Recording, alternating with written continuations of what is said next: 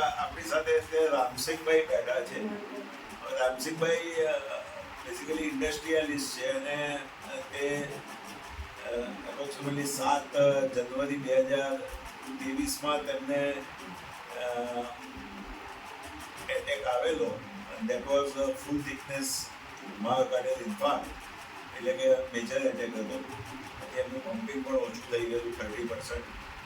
અને પછી આપણે ત્યાં એમને કોઈ સજેશન આપ્યું છે ટ્રીટમેન્ટ માટે.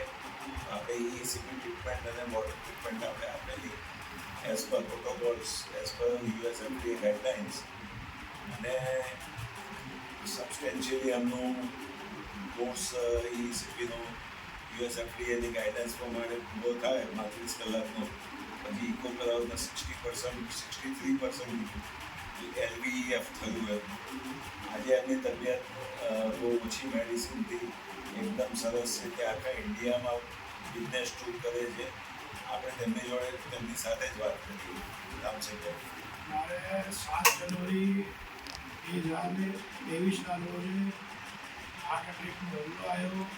પહેલાં અમે ઈસનપુરની એક હોસ્પિટલમાં ગયા અને તરત જ બાયપાસ કરવાની સલાહ આપી, અમે ના પાડી. પછી રાત્રે 10 વાગે એના જોડેથી અમે રજા લઈને સ્ટાર હોસ્પિટલમાં ગયા.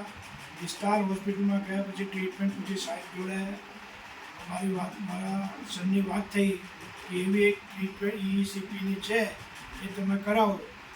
સ્ટાર હોસ્પિટલમાં જ્યારે અમારો હાર્ટનું ચેકિંગ થયું ત્યારે 30% હાર્ટ ચાલતું હતું. પછી અમે ત્યાંથી રજા લઈને સાહેબ જોડે ECPનું કરાવ્યું અને સાહેબે ગમે ત્યાં જઈને તમે ગમે તે લેબોરેટરીમાં ટેસ્ટ કરાવો.